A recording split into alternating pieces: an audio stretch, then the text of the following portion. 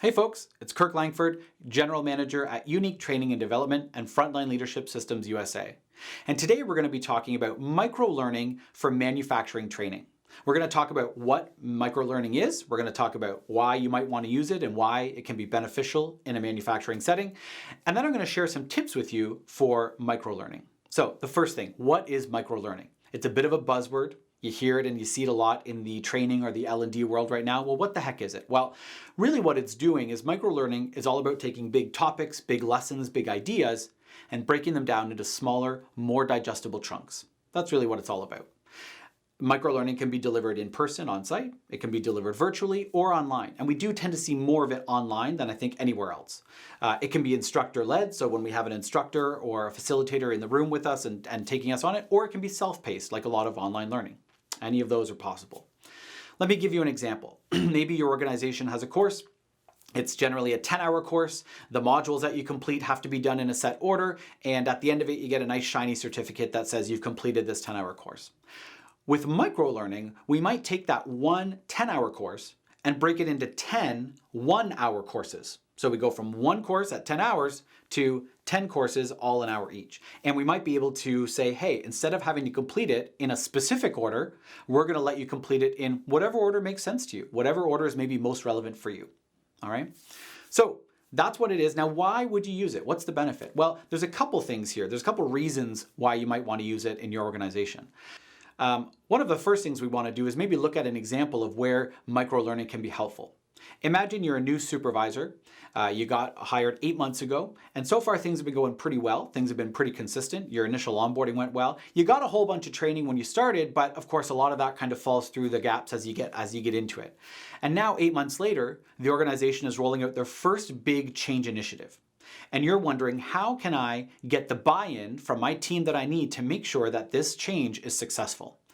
Well, with microlearning, you're likely able to find a small, short, maybe 30-minute course or 1-hour course on how to lead change effectively on your team or change management for your team. So you go ahead, you take that little course, and right after that hour, you've got some practical tips and strategies in order to make sure that change initiative is going to be more successful on your team. So that's just one example of where having microlearning available can be really helpful as a supervisor or as a leader. All right? So why would we use it? Well, one of the things we want to think about is that microlearning tends to be what we call just-in-time training. So training that's specific to some sort of need that we have as a leader at a specific time. So I need to know all about how to drive change. Specifically, okay, I'm going to go ahead and take the course on change management. Or I'm dealing with some conflicts on the shop floor. I'm going to go ahead and take a short course in conflict management to make sure that my skills are up to snuff and that I'm going to be able to address these conflicts effectively as a leader. All right. Another thing about microlearning is that it's more engaging and rewarding for the learner. If you can imagine, there's a lot of, it can be a little bit daunting to find out you're going to have to take a 10 or 20 or 30-hour course, and it's going to be all required in order to get to the end of the course and to graduate and all this. Whereas it's a little bit less daunting to think, oh, I have to take just a number of smaller courses, or I can sit down a half an hour at a time and actually get some really practical learning out of that. Another reason that micro-training, especially in a manufacturing setting, is helpful is because of busy production schedules. So we know that a lot of organizations are dealing with busy production schedules, tight deadlines, and it doesn't always allow us to pull all of our leaders off the floor for a day or a half-day session.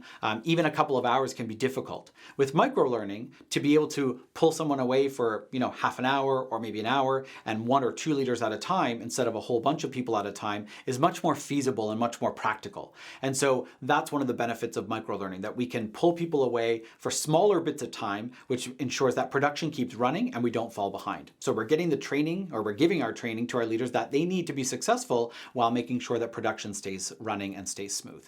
So I want to share a couple of tips with you for microlearning. If you want to try it in your own organization, there's 3 steps I'm going to share. The first one is identify the topics within the session you're planning to deliver. So you've got this session you were going to deliver. Maybe it's a half-day session, maybe it's a full-day session, but it's a fair bit there. And you think to yourself, I want this to be more microlearning. Well, the first thing you want to do is you want to break it up into smaller chunks. So you got to identify what those chunks are. Are we going to take that full day and break it into 8 separate topics? Is it 6 separate topics? Whatever it might be, take the time to decide where am I starting and ending points for each topic. Then you're going to go ahead and create a separate training session for each one of those topics. So each one of those separate courses or topics might be a 1-hour course, for example. And third, you want to make sure that you include how each topic connects to the bigger picture. So even though we've created all of these separate courses, we want to make sure that the participants are going to feel sort of the connective tissue between each one of those courses. If every course feels disparate and completely separate and doesn't really fit into the bigger picture, the leader's not going to get much out of it. They're not going to find it very useful. So even though we're pulling it out, we're separating it, we're breaking it into more digestible chunks, you want to make sure that there's always this continuous thread that the learner can understand how this topic or that topic fits into the bigger picture. That's just a start. There's lots more to talk about when it comes to microlearning. And so what I would recommend if you're interested in learning more is check out our blog post at uniquedevelopment.com. That's all about microlearning for manufacturing training. Once you've done that and you're still interested in learning more, we'd love to have a conversation with you about your organization's training needs. And you can find us at uniquedevelopment.com.